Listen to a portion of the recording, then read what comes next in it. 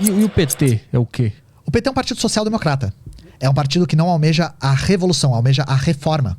Mas almejava antes e abandonou ou nunca almejou? Nunca almejou, nunca almejou. Só a questão de que a existência de um bloco socialista fazia com que o PT tivesse um discurso mais combativo. Então a gente vê, por exemplo, o Lula na década de 80 falando em socialismo. Falando em socialização dos meios de produção. Só que como? Meios democráticos, ganhando eleições, né? A gente não defende isso. A gente acredita que é absolutamente impossível nós termos uma experiência socialista de maneira democrática, no sentido de democracia burguesa. No sentido de disputando eleições. Isso não é possível. O sistema é feito para que isso não aconteça. Só é possível através da tomada à força do Estado pela classe trabalhadora. Essa é a linha marxista-leninista. E aí o PT abraçou um pouco esse socialismo como horizonte democrático, né? E aí aos poucos foi abandonando a palavra socialismo, né? E agora, Deus o livre do Lula falar socialismo, né? Sim. Porque a tendência dos partidos sociais-democratas é a degeneração à direita. O que isso quer dizer? Ao tentar disputar as eleições burguesas, mesmo que um partido tenha suas origens mesmo no marxismo, mesmo numa ideologia combativa, ele é forçado a abrir concessões à direita para conseguir operar. Pra se manter no jogo, né? Para se manter no jogo. Uhum. E é isso que a gente observa. O PT, com o tempo, ele foi ficando cada vez mais à direita. E agora, o próximo mandato do Lula, se ele ganhar, vai ser o mandato mais à direita que ele vai ter.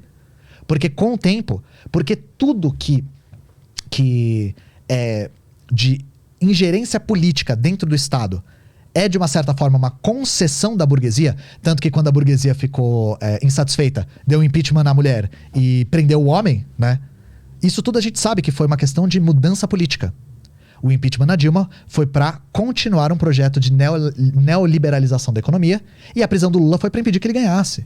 A gente sabe disso. Isso não tem a menor dúvida. Inclusive até pessoas que são antipetistas acreditam nisso. Foi para impedir que ele ganhasse. Mas quando fala que a burguesia tá por trás disso, é que literalmente os grandes empresários se reuniram e falaram, pessoal, vamos fazer isso. Sim, e porque a direita fala muito em termos de elites políticas, né?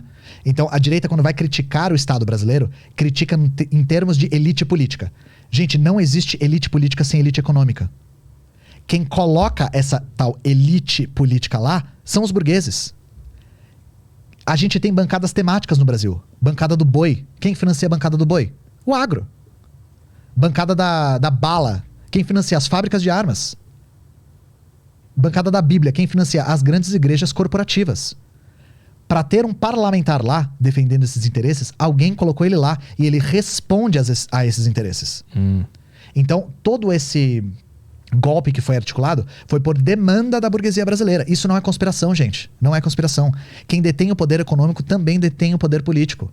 Também detém. E a questão é, quando esse tipo de fachada democrática rui, aí a gente entra num processo antidemocrático. Que foi mais ou menos o caso que aconteceu com o impeachment da Dilma. Foi uma ruptura institucional. Mas também existiu uma vontade espontânea da população como um todo para que aquilo acontecesse, né? Não foi, de uma parcela da população que era reacionária, sim. Bastante gente queria aquilo, né? Nada comparável com o movimento de 200 milhões de pessoas que o Brasil tem, né? Mas a questão é, esse respaldo que teve na população para o impeachment da Dilma, por exemplo, se deu muito em decorrência de anos e anos e anos e anos de propaganda antipetista na mídia, né? Mas é propaganda ou o PT fez cagada mesmo? Nós comunistas sempre defendemos que se existe Estado burguês, existe corrupção. Então era absolutamente impossível não existir corrupção no governo do PT, assim como é impossível em qualquer outro governo. Porque a raiz da corrupção é a burguesia. Tanto que a corrupção do governo do PT está muito ligada ao Odebrecht, por exemplo, né? Tá ligado a uma empreiteira gigantesca multinacional, por exemplo. Os grandes capitalistas. Exato, Porque eles detêm o poder do Estado, a corrupção está diretamente ligada com esses interesses, né? Então pra gente é impossível. Só que a questão é, por que houve essa propaganda maciça em direção aos escândalos no Lula e não houve no FHC, por exemplo? Porque são dois pesos e duas medidas. A mídia sempre antagonizou o Lula. Sempre antagonizou o PT. A gente vê isso desde a primeira eleição para presidente da República que a gente teve depois da ditadura.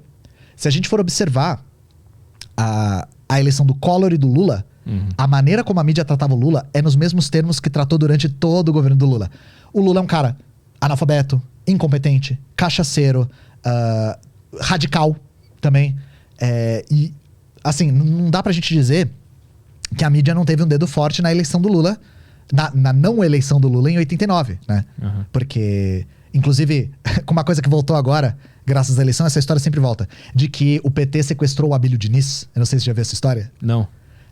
Em 89, nas vésperas da eleição, o Abílio Diniz, que é o dono de todos os supermercados do Brasil, tá? Todos. Ele foi sequestrado.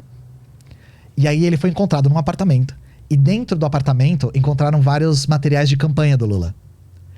Disso pra o Lula sequestrou o Abílio Diniz foi um salto, sabe? Uhum. E como o Collor e o Lula estavam muito perto nas eleições, na disputa, é possível que isso tenha dado aquela margenzinha pro Collor, junto com a manipulação do debate, que rolou, que é muito famosa, né? Sim, que o debate rolou na televisão e aí a Globo cortou e botou só trechos que o Collor lacrava e o Lula ficava nervoso, gaguejava e tal. Então, esse tipo de coisa vai criando essa imagem na cabeça das pessoas.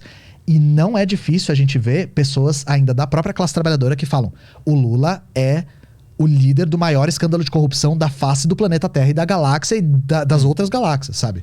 O que é um exagero sem tamanho, sabe? Mas não foi a maior, tipo, tu falou do FHC e do Lula, né? Que nos dois tiveram corrupção, mas a do Lula não foi uma dimensão muito maior, é por isso que deu tanta repercussão? Não, imagina.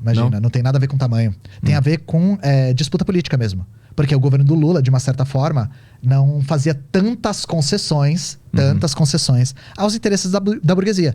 Era um governo de conciliação de classes, que tinha um movimento popular muito forte por trás. O Lula é uma figura muito popular, né?